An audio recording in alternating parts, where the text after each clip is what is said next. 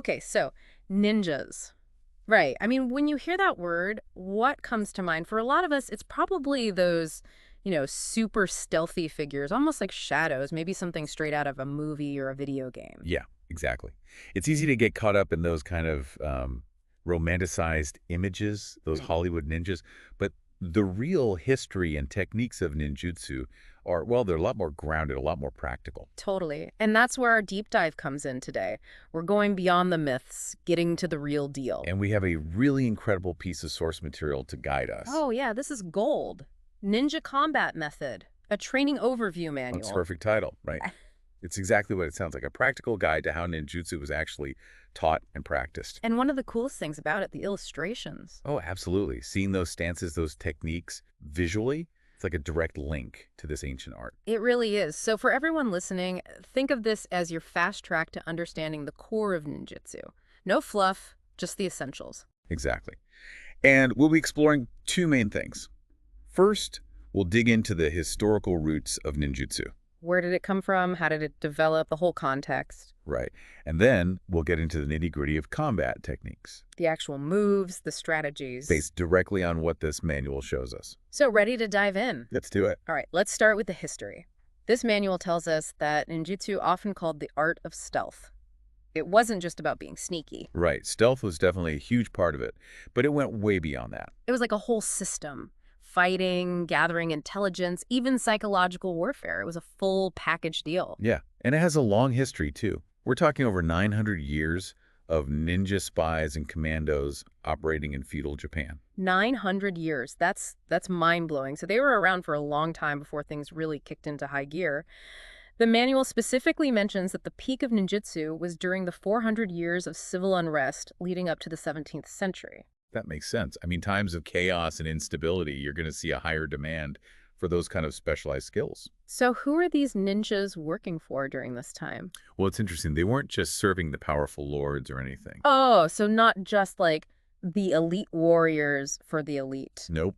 They were often hired by regular people, too. Commoners who needed protection, maybe someone to spy on a rival, or even to, like, sabotage something. So almost like, I don't know, a secret problem-solving service for anyone who could afford it? I like that. A covert problem-solving force. Yeah. Makes them sound kind of cool, actually. They were cool. But okay, back to the history.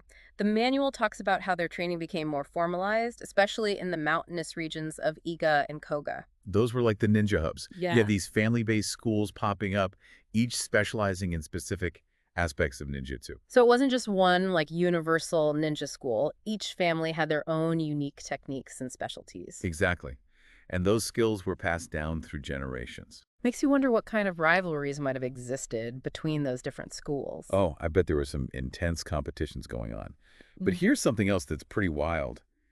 Their training started incredibly young. We're talking early childhood conditioning. Seriously? Like, toddlers learning to be ninjas? Not toddlers, but pretty close. From a very young age, they were taught to be constantly aware of their surroundings To be hyper observant, to notice everything. and to mimic. Like, they'd carefully observe their family members, their movements, their actions, and try to copy them perfectly. Wow. So it was like they were being trained even before they knew they were being trained. Exactly. It was like a constant state of learning woven into their daily lives. And then, around 5 or 6 years old, the physical training would begin. I can't even imagine starting that kind of intense training at that age. I know, right? It shows how dedicated they were to this path. And at first, it was all about the basics: balance, flexibility, building up their resilience. Making their bodies strong and adaptable, laying the foundation. Exactly. And then they'd move on to more specialized skills. Like what? Give us some examples. Okay, so we're talking about things like special weapons training, learning to use concealed weapons, mastering rope techniques. They even learned to swim and fight underwater. Underwater fighting? That's intense. It was all about being as versatile as possible. And they were also trained to use the natural environment to their advantage. So like blending in with their surroundings, using terrain for cover. Exactly. Moving silently, running, jumping, climbing. They were practically becoming one with nature. Okay, so they had this incredible physical foundation. What came next? Well, as they got older, the training shifted to the more I guess you could say, mental and strategic aspects of ninjutsu. So like thinking like a ninja, not just moving like one. Exactly. They'd learn acting, psychological tactics. To manipulate their opponents, play on their weaknesses. Right. And they had to be incredibly observant, able to pick up on the smallest details. See things that others might miss. Like super spies. Totally. They also learned to prepare and use medicines and drugs, which was a huge part of their arsenal. Like poisons and antidotes. Exactly. They also needed to know how to get into buildings undetected, sometimes through secret passages or by climbing walls and ceilings, even moving under floorboards. Think about that. They were like the ultimate infiltrators. They were. And they were also trained in mapping and route planning, which was essential for their missions. So they had to be really smart too, not just physically skilled. Oh yeah, big time. It was a demanding profession, that's for sure. The manual also talks about the hierarchy within ninja groups. There were the Jinin, the Chunin, and the Jonin. Like ranks, right? Like a chain of command. Yeah, exactly. The Jinins were the field agents, the ones carrying out the missions on the ground. The boots on the ground. Yeah. The Chunin were more like officers, kind of middle management. They'd coordinate and supervise the Jinin. Keeping things organized, making sure the missions went smoothly. Right. And then at the top, you had the Junin. The leaders. The big bosses. They weren't just skilled fighters. They were the strategists, the planners. They had a much deeper understanding of ninjutsu, both in terms of tactics and philosophy. So they were like the masterminds behind the whole operation. Precisely. And it's worth noting that the manual specifically mentions the role of women, the kunoichi. Oh, interesting. What did they do? Well, they were often employed for espionage and observation. They were particularly skilled at using their physical attractiveness and charm to gather information. Makes sense. They could get close to people, get them to let their guard down. Exactly. It just shows how adaptable they were, how they utilized every advantage they had. Okay, so now let's fast forward a bit.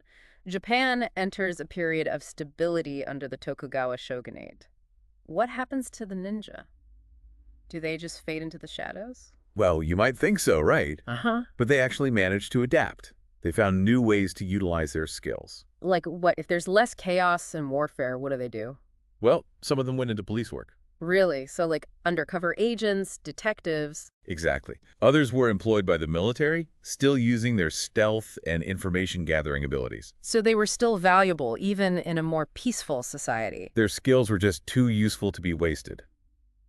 It's interesting, the manual mentions a historical school, the Togakure Ryu, that actually still exists today. No way, really? That's a direct link to the past. It is, and the manual emphasizes that the teachings aren't static.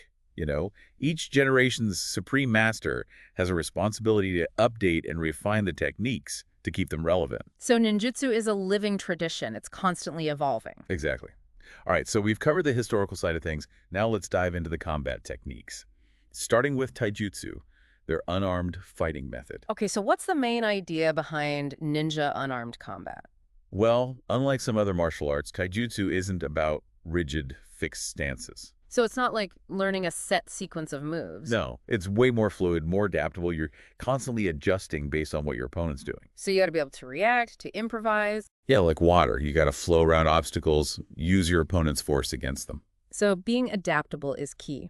Now, the manual introduces 3 main postures, or kame, that form the foundation of taijutsu. Right. There's Hure no Kame, Ichimonji no Kame, and Jumonji no Kame, each with its own purpose. Okay, break it down first. What's hira no kame? Hira no Kame is your natural posture. So just like standing normally? Well, sort of.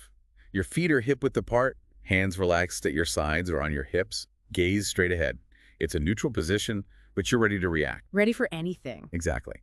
Then you have Ichimonji no Kame, the defensive posture. Okay, this one looks a bit more, I don't know, angled in the illustration. Yeah, it's an L shape with your feet. Lead hip lowered, front foot aligned with your rear heel, rear hand up by your cheek guarding your ribs, and your front hands open. That sounds like it offers a lot of protection. It does. Plus, it lets you move quickly, leap or slide in any direction. So you can defend yourself and get out of the way if you need to. What about Jumanji no Kame, the offensive posture? This one's more dynamic. Yeah. Front foot turns slightly inward, rear foot pointed at the adversary, heel off the floor, knees bent, and hands are up protecting your head and ribs. Lots of movement in that one. It's designed for quick attacks. You can shuffle, slide, change your angle really fast. Okay, so these three postures are like the building blocks of ninja combat. Now let's get into some of the striking techniques. The manual starts with tsuki, which is punching. And right away, they introduce the ninja fist. What makes it different? It's all about the thumb. You clamp it down over your middle knuckles. Why do they do that? Well, the manual doesn't say specifically, but I guess it creates a more solid fist, maybe less chance of injuring your thumb on impact. Makes sense. So what kind of punches do they teach? They describe a drive punch, which starts from the defensive ichimonji no kamae. You lower your hips, shift your weight forward, and drive your right fist into the target. All in one motion. Yeah, and at the same time, your left fist comes back to guard your face. So you're attacking and defending at the same time. Efficient. Totally. They also have a lower punch, also from the defensive posture. This time, as you punch, you slide your right foot forward into the right offensive stance. So you're moving into a better position to attack while you're striking. Smart. Right. Then there are the front hand punches, which are meant for really quick strikes. Using your lead hand. Yep. 3 variations. First, the back fist. You start with your hand inside your shoulder, then snap the back of your fist out and around, hitting with your back knuckles. Like a whip. What's next? The straight punch. Pretty straightforward. Hand in front of your shoulder, drive your knuckles straight into the target. Classic. What's the last one? The cat paw hook. Your hand starts outside your shoulder, and you snap the inside of your fist around in a hooking motion. That one sounds tricky. It takes practice, but it can be really effective for getting around an opponent's defenses. The manual points out that with all these front-hand punches, your shoulder naturally comes up to protect your head, and the power comes from your forearm and fist. Plus, your other hand is always up, ready to block. So it's a very integrated system. You're never fully open. What about kicking? They call it carry. Right. Ninjutsu kicks are different than what you might see in other martial arts. How so? They're mostly aimed at the lower body, to unbalance the opponent or injure their legs. And they're not flashy, they're meant to be quick and unexpected. So not those high spinning kicks you see in movies? Nope, more practical. 2 main kicks, Mijiri, the front kick, and Ushirojiri, the back kick. Okay, let's start with Machiri. You bring your knee up, then thrust your foot straight out, aiming for a soft spot, like the stomach or groin. Ouch. What if you need to hit something harder, like bone? The manual says you can actually use your toes for that. That's gotta hurt. What about Ushirojiri? The back kick. This one's tougher. You drive your heel straight back, looking over your shoulder on that side, knee tucked high, and your other foot planted for power. So it's all about generating force from that one leg. Yep. You can also use the outside edge of your foot instead of your heel, depending on the situation. Now, let's talk about open hand strikes, or shuto. I'm picturing like a karate chop kind of thing. Similar idea, but with some variations. There's the inside open hand strike. You swing your hand forward and outward, keeping your fist closed until the last second. Then you snap it open, hitting with the base of your palm. Focusing the force on a small area. Right. Then there's the outside open hand strike. It's like a cat paw hook, but with an open hand, swinging inward, then snapping your hand open on impact. So 2 different angles of attack. Yep. And the manual says you can also use your open hand to strike with your fingers, like a spear. Aiming for soft targets like the eyes or throat. Nasty, but effective. All right, now we get into grappling and close quarters fighting. So what happens when things get up close and personal? First, they talk about jiakute, which is hand twisting. 2 variations. Inside and outside. What's the goal here? To control the opponent's hand and force them down. So let's say they grab your left hand with theirs. For the inside hand twist, you grab their hand, twist it counterclockwise, and step back with your left foot. Then use your right hand to pin their elbow down. So you're using their own momentum against them. Exactly. Outside hand twist is similar, but you grab with your opposite hand and twist the other way. Then you come up under their elbow with your other hand for leverage. Okay, so that's how you control the hands. What about other close fighting techniques? Bobos are a big one.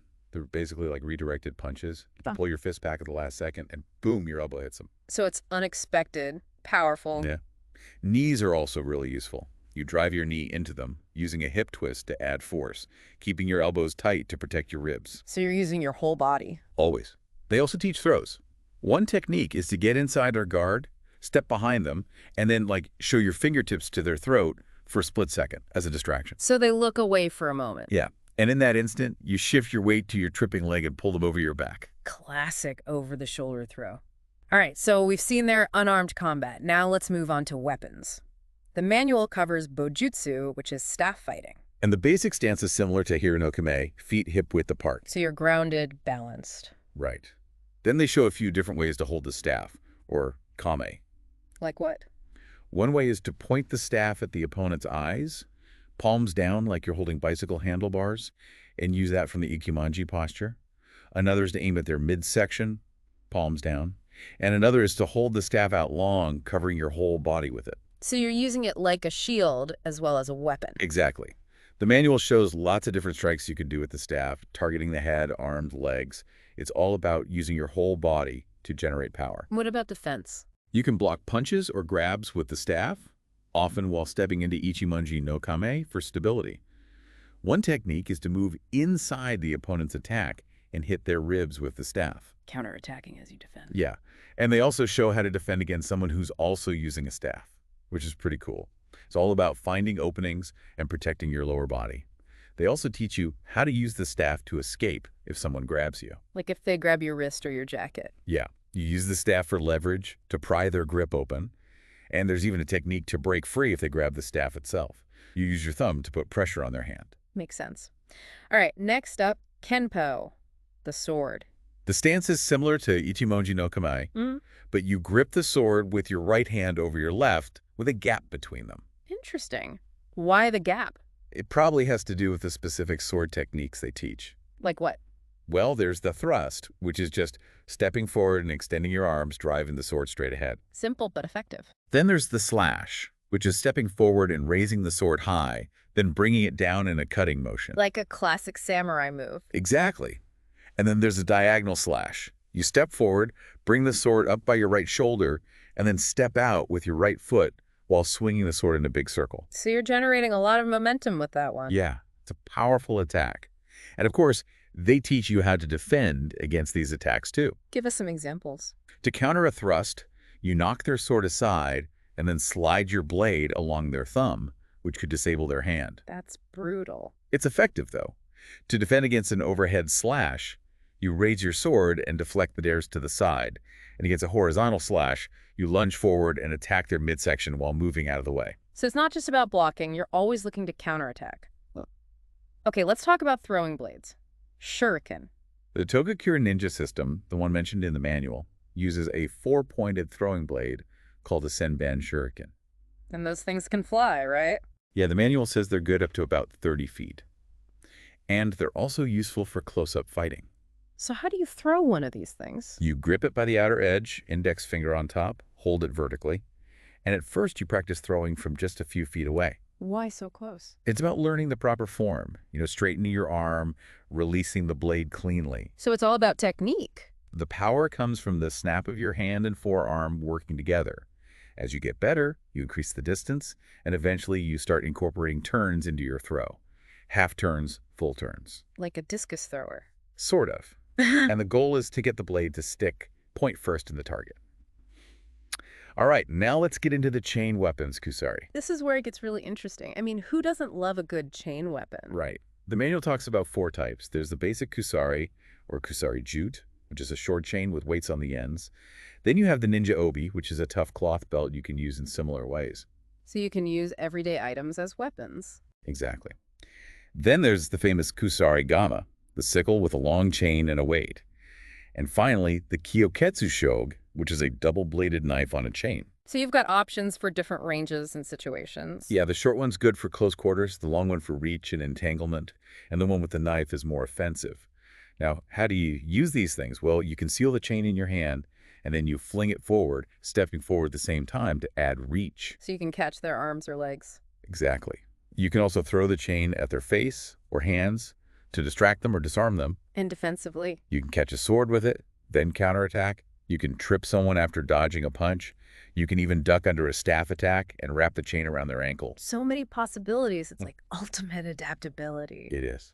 Okay, now we get into the ninja's use of the 5 elements. They call it gotanpo. So we're talking about earth, water, fire, air, those elements. Exactly. They were trained to use those elements to their advantage, both in combat and for things like escape and concealment. So like nature is your weapon. Exactly. Suton jutsu is the water technique. They could breathe underwater, use waterways to travel, and even fight underwater. Underwater fighting? How do you even do that? They knew specific pressure points to attack on the neck, arms, and chest. Sounds painful. What about kintan jutsu, the metal technique? This was about using metal objects strategically. They could throw coins to create distractions, pick locks, use ball bearings to make the ground slippery, and even use acids to weaken metal. So they were like early hackers. Kinda, yeah. Huh. Katan jutsu is the fire technique. They'd use fire to create diversions, use smoke screens for cover, and even use small explosives to cause chaos. So they weren't afraid to get creative. Not at all. Whoa. Then there's dotan jutsu, the earth technique. This was all about using the ground to your advantage, hiding behind rocks, moving through difficult terrain, throwing dirt to blind your opponent, that kind of thing. Blending in with the environment. What about the last one, mokutan jutsu? The wood technique. This involved using trees and plants for cover, knowing which plants were poisonous, and understanding how buildings were constructed so they could get in and out unseen. So they had to be pretty knowledgeable about nature. Oh yeah, they had to know their stuff. All right, moving on to Anshin Jutsu, which is all about invisibility and disguise. This is what people usually think of when they picture ninjas, right? The black outfits, the masks. Yeah, the classic image. But it's more than just the clothes. It's about blending in, becoming invisible. They called it the 7 ways of going. And they were masters of disguise. They could be entertainers, ascetics, merchants, farmers, priests, soldiers. You name it, they could blend in. So they had to be good actors, too. Definitely. The manual also talks about modern disguises. Actors, writers, teachers, even businessmen. So the idea is to disappear into everyday life. Exactly. And it's not just about looking the part either. You have to act the part.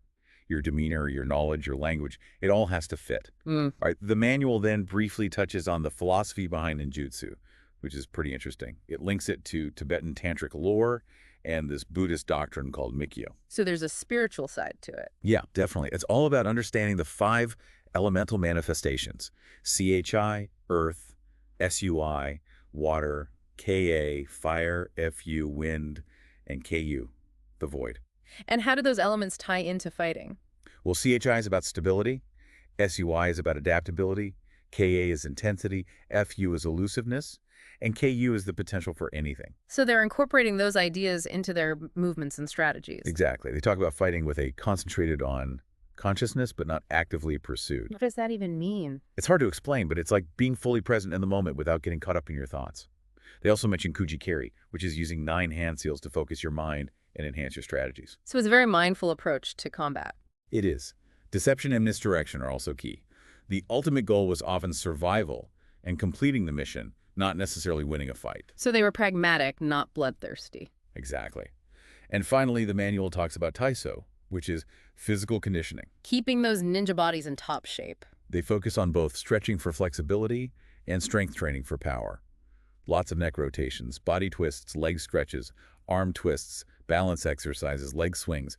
It was a comprehensive program. Wow. So looking back at everything we've learned from this manual, it's clear that ninjutsu is a lot more than just stealth and secrecy. It's so much deeper than that. It's a complete system with a rich history, a practical philosophy, and a huge range of techniques. Unarmed combat, weapons, using the environment, even disguise. It's all about adapting, observing, and thinking strategically. And by diving into this manual, you've gained a much better understanding of what ninjutsu really is, beyond all the myths and stereotypes. So here's a final thought to consider. Ninjutsu is all about blending in, using your surroundings to your advantage, and being a strategic thinker. How could those skills be useful in our modern world, even if we're not, actual ninjas? It's something to think about. It is. It's been great exploring this manual with you. Likewise. Until next time.